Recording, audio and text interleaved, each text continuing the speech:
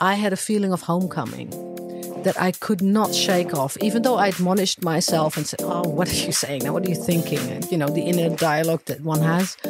But I couldn't shake the feeling, the aroma that hit my face and the warm air. It felt so familiar and it felt so good. In actual fact, I did want to go back several times when things were just really, really hard.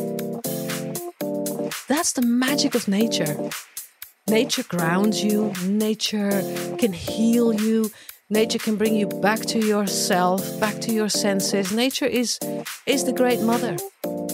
It's like a hug from Mama Gaia.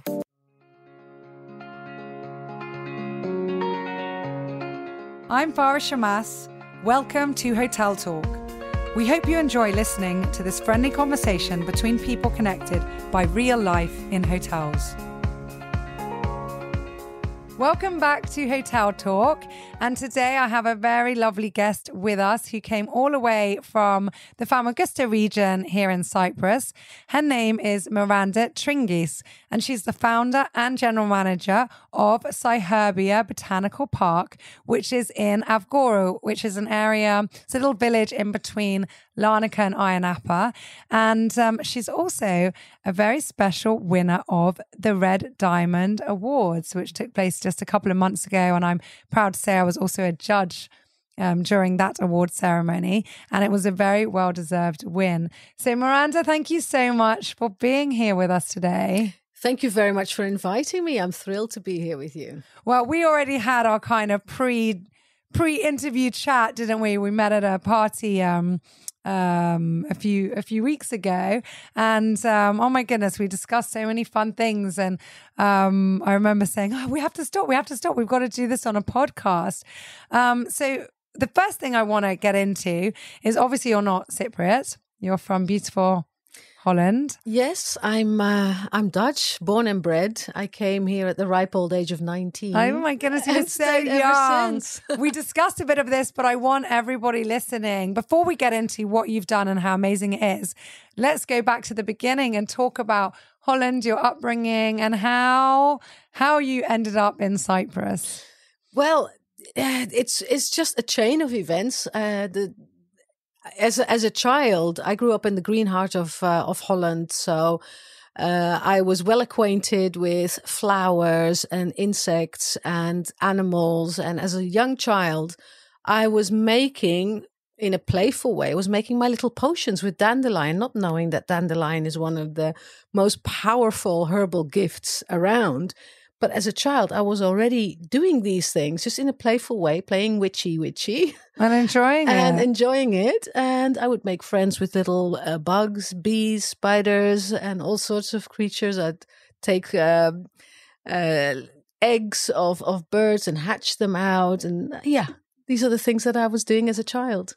Amazing. So it's like you had a calling for it, or you just had an understanding of nature. And yes, I was always called to nature. And in the summertime, when I would spend hours and hours in my little boat with my duck, well, not my duck, but a wild duck that I'd befriended, who would sit in the boat with me. Those were some very, very happy memories. And I would bring home bunches of flowers for my mom, wildflowers. It's so beautiful. Yeah. I can picture it in my head.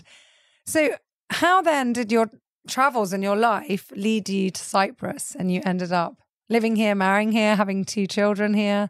Yeah, none of that was planned. It never is it? I came on a holiday to Cyprus. My friend and I chose Cyprus because we had then the opportunity to go to Egypt as well, which was a dream of ours, to visit the pyramids and the museum in Cairo. So we thought, okay, let's choose Cyprus and we'll do the cruise to Egypt as well. But as soon as the hot air hit my face as I was descending the steps from the airplane, I had a feeling of homecoming that I could not shake off, even though I admonished myself and said, oh, what are you saying now? What are you thinking? And, the inner dialogue that one has. But I couldn't shake the feeling, the aroma that hit my face and the warm air. It felt so familiar and it felt so good. That's amazing. Tell us how you met your husband. Well, that was on, I think, the third day of our holiday when we were going out. Of course, two girls, 19. We were going to the pubs and wanted to try the local clubs. We tried the one, didn't like it. We were really being pestered by some of the local youth, you know. And we said, okay, let's try the club opposite. And if it's the same there, then we just, stick to the pubs in the area, where we would have just a really nice, quiet time. So we went to this club. I sat down, and not 2 minutes later, a man sat next to me and introduced himself. Didn't introduce himself as the owner of the club, which he was, but he made a conversation that was so unusual and so interesting that it really tickled my curiosity. And we sat there talking for a good 2 hours. But I want to backtrack because you told me a couple of weeks ago. Let's tell everyone, what did he say before he introduced himself to you, to his friend? Yes, so this was my experience. Now, his experience, which I have verified with the friend in question, was when he saw me entering the club and he was faced towards the bar, and behind the bar there were mirrors. So he saw a mirror image of me entering the club with my friend. And he said to his friend who was sitting next to him at the bar, "You have to excuse me, I'm going to talk to my future wife." I just can't believe this. Literally, it makes my hair stand up. Yes. It's such an amazing story. Yeah. And so that evening, as my friend and I went back to the hotel, I said, "This is the man for me. I know it. I just know." It's amazing. And then you went back to Holland for a bit. You came back here. Yeah, I came back 3 months later because on the plane I wrote my letter of resignation. I was working for the local municipality. I wrote my letter of resignation, and I had to train somebody else for 3 months. It was a 3-month notice contract. So after the 3 months were up, I came back here, and then of course culture shock hit because the life here was. And still is, but less so than it was in the late 80s, vastly different from a North European country, and particularly so from the most open-minded, forward-thinking country in the world. So it was, I got brought back down to earth very, very quickly. But I said to myself to not be defeated and to live my life the way I want to. And I love that. That really struck me when I was talking to you a couple of weeks ago, the fire inside of you, the passion and the determination, because you were only 19. And okay, youth sometimes is on our side in that we don't know, so we don't have the fear that maybe we have as we mature. But on the other hand, you were so young, you could have been more vulnerable to pressure and to change and to so many other conditions that you were experiencing at the time. And you told me that also your parents and many family friends were very much like, "Oh, she's coming back. Like, she'll be back." Everybody said, "You'll be back within 6 months." And that actually made you more stubborn. That made me far more determined because in actual fact, I did want to go back several times when things were just really, really hard, because adjusting to a different culture and in a place where you don't know anybody save that one person that you're just starting a relationship with, the odds are just overwhelmingly against any kind of success in this. Yeah, and it was my youth, I believe, that gave me that positive outlook, like I can do this. Courage. I can do this. I can make this work. I can prove everybody wrong. So I stuck it out. But the first 2 years were very, very hard. The first year I made it my business to learn the language, which I did. In 6 months, I could understand rather well. In a year, I could speak it really well and read and write, obviously. I got actually addicted to the language. It's such a beautiful language, Greek. I think it's amazing that you learned it so well. The world that opens up to you when you learn a language as rich as the Greek language. There is a vast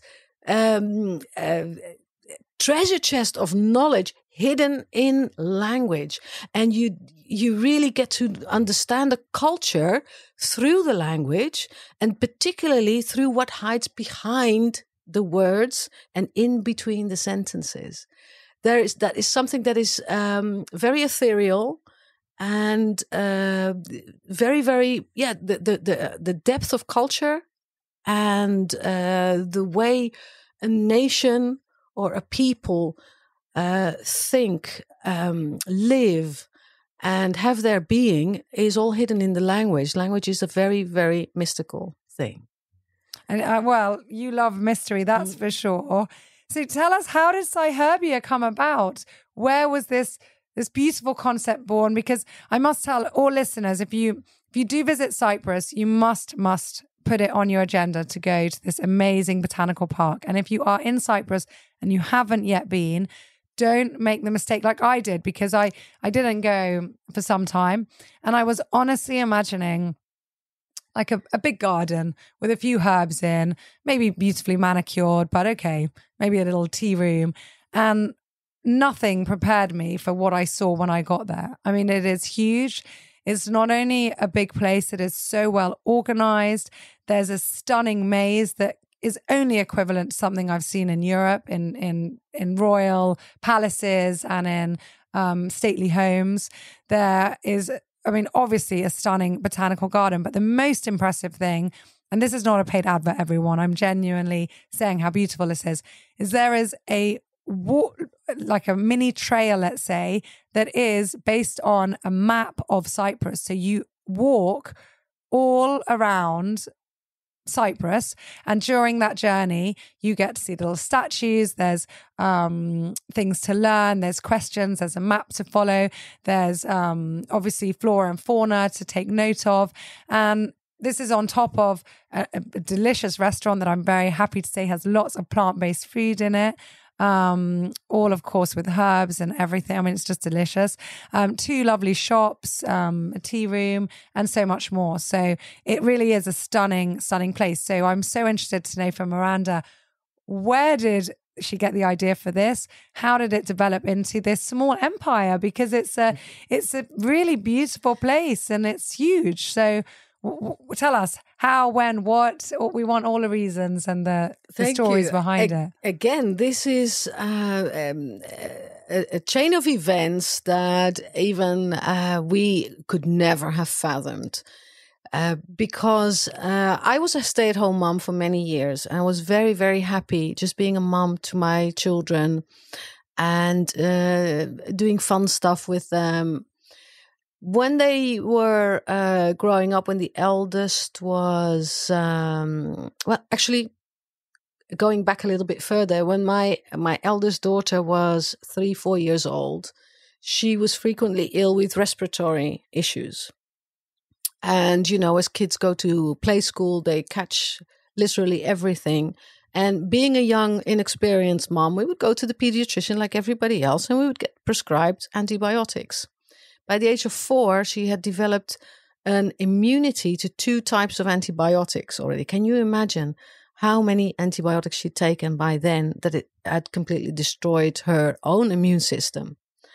And so I came to the point of saying, no more doctors, much as I respect their knowledge. But here, this was obviously a case of abuse of antibiotics, which had detrimental effect on her own immune system. She was literally open to anything and everything that was going around. So I decided to find other natural solutions. Now, this was before the internet. So books, libraries, and I found that the most common herbs of the island are also the most effective in particularly respiratory issues, which are very easy to combat with local herbs. Simple things like thyme and mint and rosemary and sage and even lavender. These are powerhouses of healing. And when you start using them at the onset of a cold, or at the onset of a running nose, or at the first cough in a child, and start brewing a simple tea sweetened with local honey, which is also very, very powerful in its healing properties, then you can nip it in the bud and it doesn't become an infection. So as soon as I discovered that, I was slowly, over a number of years, able to rebuild her immune system from scratch. Absolutely. And also all her gut bio, her gut flora, it must have been completely knocked by all the antibiotics. Yes, completely. So it took a number of years to rebuild that. So I was like using herbs in my kitchen, of course, in cooking and as teas, but as just as a mum. When in 2004, my husband happened to accompany a friend to view a piece of land in the Avgorou region, which the friend was thinking of buying as an investment. During the time, it was very wise to invest in land. He said, please come with me. I want your opinion on it. So they went. The friend didn't like it. My husband, however, did like it. He saw this beautiful red field and there was a road next to it. Okay, it was a dirt road. But he said, well, I saw this beautiful piece of land when he came home. He said to me, let's go and have a look. And I'm thinking, we should invest in that. Again, as an investment, not having anything in mind. So off along I went with him, saw it. Yeah, beautiful piece of land. Let's buy it. It seems like a sound investment. We did that. Not 6 months later, he said to me, Miranda, this land requires to be cultivated. That's its purpose. The purpose is to bring forth fruit, to bring forth something. This is really, really fertile soil. You're good with herbs. Let's make a herb garden and bring people back to nature for their health and well-being. You can teach them. You can show them how what you have done in our life, and because ever since I've been reading about herbs and their healing properties as a layperson. And I was shocked by the idea and very overwhelmed by the enormous work that this would entail. But he wouldn't let go of the idea. So I said, okay, we're going to do it. It took me some months to come round. And I said, we're going to do it, but we're going to do it properly. That means I have to go and study to get a degree in herbal medicine. Because if we're going to do it, we have to do it right, not some layperson saying whatever she's happened to have read in a book. So the whole project took 8 years to create, because this was a field that nobody else wanted. It was full of rocks and stones, which we had to remove first. And with those rocks, and with those stones, we built a beautiful stone wall, which is now the entrance driveway. Which to me is symbolic for turning adversity into opportunity. Because the rocks, they were really a big issue to get them out so that we could actually plant and it's things. A beautiful wall. I saw it. Yeah. We had help in designing the whole park, because the idea of bringing people back to nature for health and well-being has to be fun. Yeah, you have to make it fun. Why would people come? Just to learn something, but learn in a fun way. So the idea of the maze was born, because there you have to really, really use your wits to find the way out. And there are hidden clues in the maze as well. Then the woodland shaped in the shape of Cyprus is also a bird sanctuary, because as you know, the Famagusta area is notorious for bird trapping. And we wanted to dedicate a large part of the park as a safe haven for migratory birds, which come in very, very large numbers, I'm happy to say. That's amazing. And find both food, because the mastic trees and the other trees, the myrtle, they all provide food for these birds. We've got nesting boxes for certain species. So this is a bird sanctuary, as well as a beautiful, tranquil walk around Cyprus for the people that visit. And then, of course, the 9 themed herb gardens. As you walk around with your brochure with all the info, you'll see all the herbs that are medicinal together, grouped together, herbs that are aromatic, that we make essential oils of. You see those put together, herbs for female issues, herbs for the kitchen, obviously herbs for relaxation, and so on and so forth. So that makes it easier when we do the tours to talk about all the topics relating to herbs, and the people can take that info with them. They can actually do something with what they learn at the park and implement these very, very simple changes to lifestyle when you start using herbs in your everyday diet and also as beverages. So at the park, there's also a distillation room where we extract essential oils. And this is really unique. There's only a few places in Europe that you can see from up close how essential oils are extracted. And so particularly every summer during Lavender Festival, when we do extractions every day and the entire park smells of lavender, you just come in and you just get into this almost different world, I would say. With this beautiful aroma, and then when all the flowers are open and purple, there's this purple sea of lavender that you can actually enter and do the walk in those gardens. I mean that is an experience that is just so calming. I can see people coming into the park with their everyday troubles, and I see them leaving all happy and relaxed and at ease. And I know that some difference has been made in these people's lives, even for this day that they came to visit. That's the magic of nature. Nature grounds you. Nature can heal you. Nature can bring you back to yourself, back to your senses. Nature is the great mother. It's like a hug from Mama Gaia. When you do these walks in the gardens, and this is the effect. Even a disbeliever may have this experience. Well, it is stunning, and I couldn't agree more. It definitely gives you that sense of tranquility. And tell us a bit about the menu that you developed there, because it's also all home cooked food. It's delicious, and it's I was so happy because there's so many things, as I said, that are vegan on the menu. So who designed that? Where did you get your inspiration from?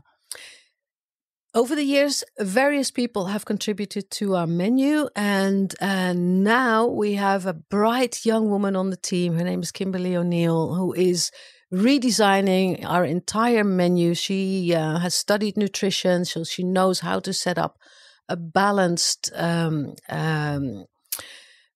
menu for all tastes, and also for people who have certain issues or allergies.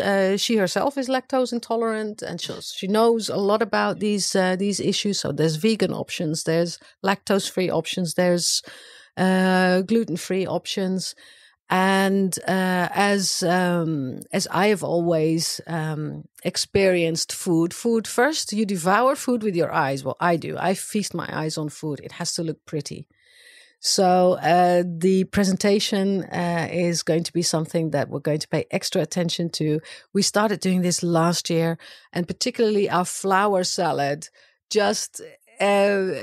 It went viral at some point, the pictures of the flower salad, because that was just looking so stunning. It looks as though it was made by fairies, and in a sense, it was made by fairies. It was, exactly, and you even got a little fairy ground there. Only yesterday we finalized the spring-summer menu, and we've got some really delicious options which I can't wait to try.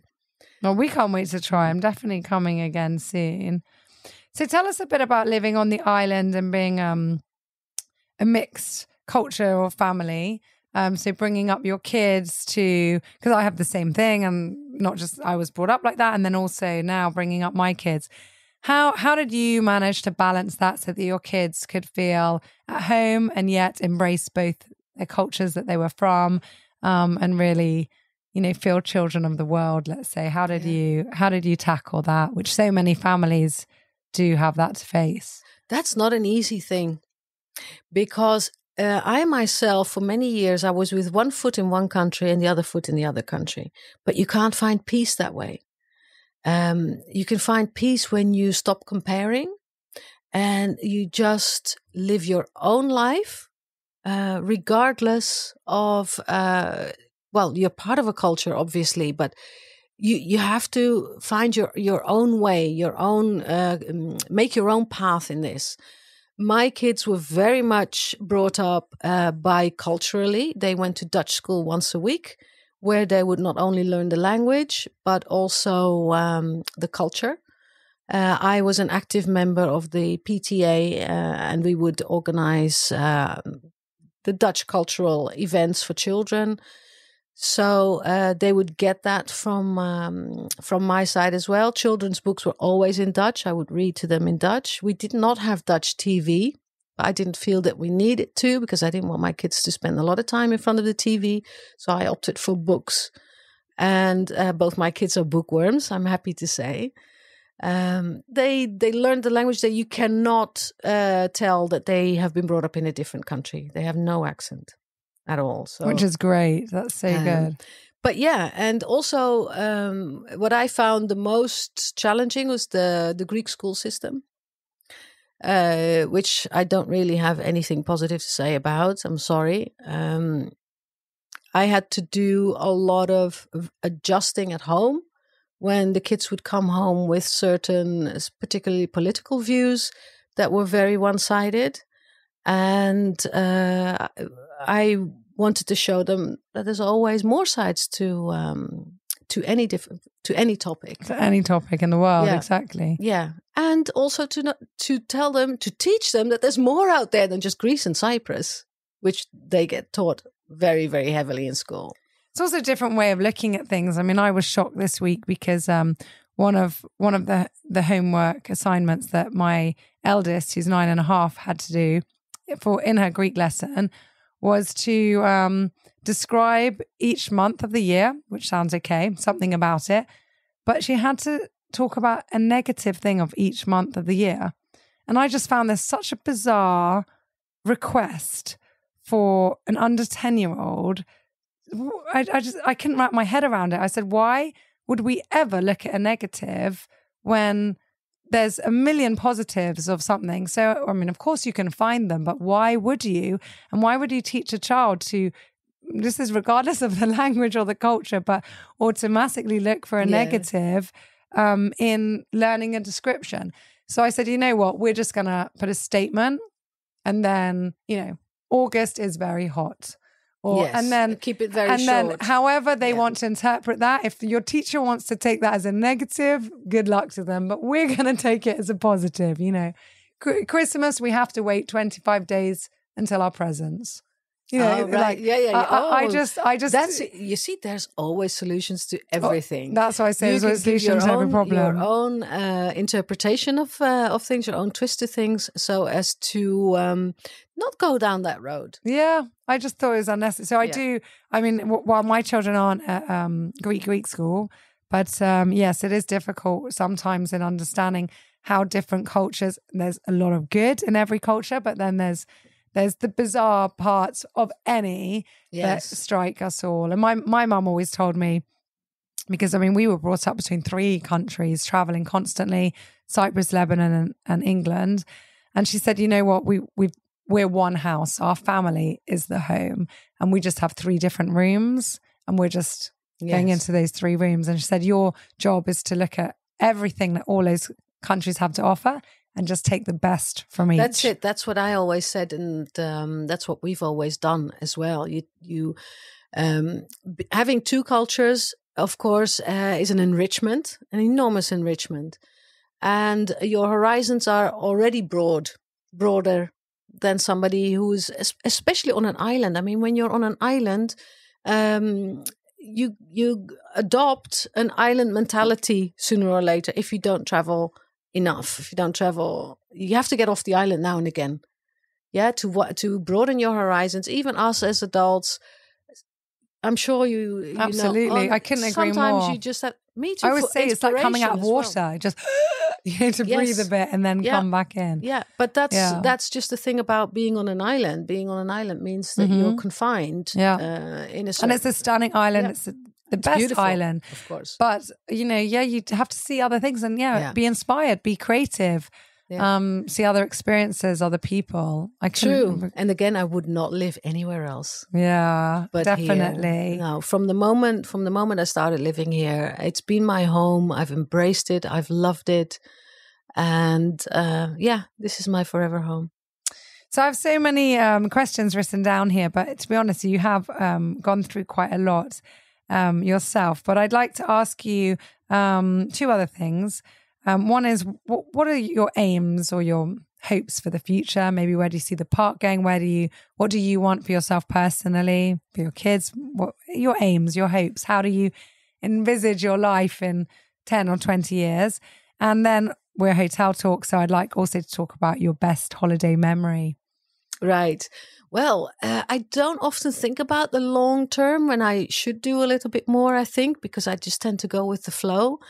But I love that. I think that in itself is a gift. So you keep doing that. Yeah. I think it's great. I think in 10, 20 years' time, my hope is that my daughter, who's already my right hand in the business, and I cannot do it without her anymore. She's the breath of fresh air in our business. She has fresh ideas, very much a child of this age, exciting inspirations for the future. And I just hope to have the privilege to watch her take the business to the next level the way she wants to, not the way I want to, but to make her dreams come true in the framework of this business. And that made me quite emotional. That's amazing. I can't wait a great to see this. And by then I might be a batty old lady, and I will still, because I love cosplay, I love dressing up, I'll be dressed in my little witch attire with my witch hat, and I will just make my potions from flowers in the park again, in my little home there. And the kids that are visiting will be thinking, oh, who's this scary old woman? Oh, who's this kind old woman? And maybe as an old lady, I will just give health advice to whoever wants to hear, or little snippets of wisdom, and then just play with my flowers. That's so nice. Well, I hope it all comes true. And tell us, what's your best holiday memory? My best holiday memory? Oh, there are just so many. Or your best destination, or somewhere that you'd love, you loved visiting, or you'd like to go back to, or somewhere you haven't been and you'd like to go to? Well, next month I'm going to Thailand. It's my first time, and I'm very, very excited, particularly about the food experiences and about the marine life, because I am an avid freediver, and I would love to have that experience there. I'm so looking forward to it.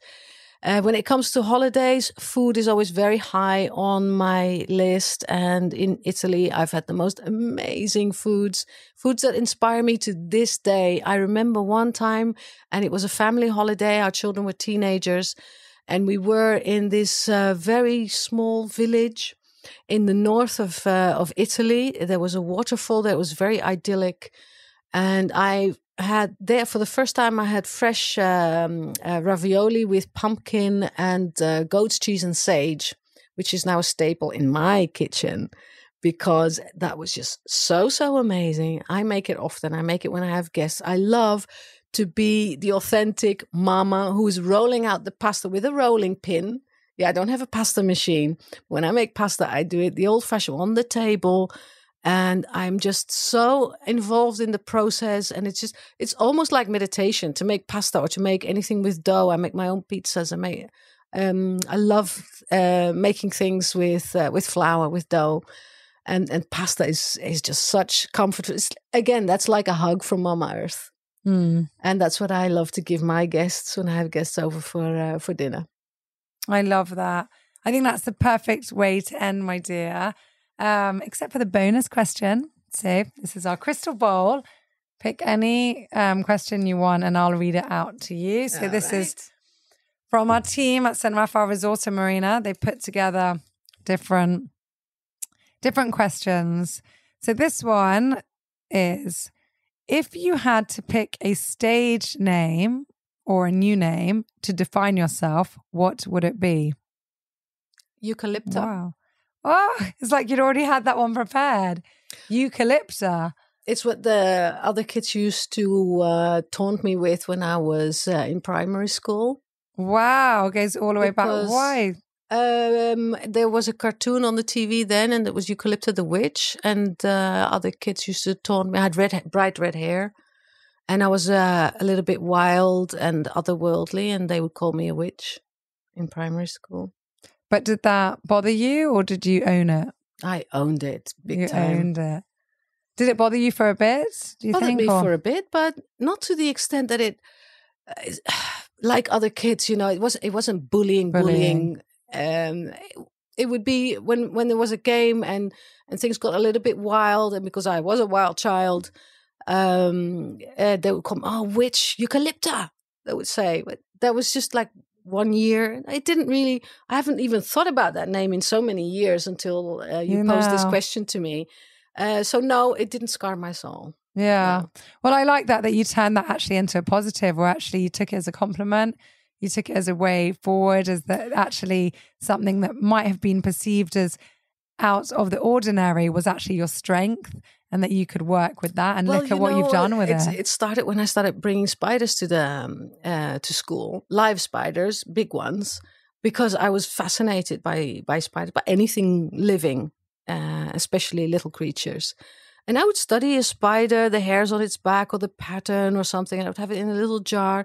And because I was so excited about it, I thought the other kids would be excited about it. So I was, look at this spider, look how beautiful it is. And so, then the witch thing just came naturally, I guess. I love that you own it. My dear, I wish you all the best. I can't wait to see what comes out of Cyherbia next. And hopefully we'll be selling some of your products as well here at St. Raphael Resort in Marina. And to all of you, as I've said before, when you are in Cyprus or if you are here, you know where your next day out excursion should be. Miranda, thank you. Thank you so much for having me, Farah. It was a real pleasure to talk to you. Always a pleasure.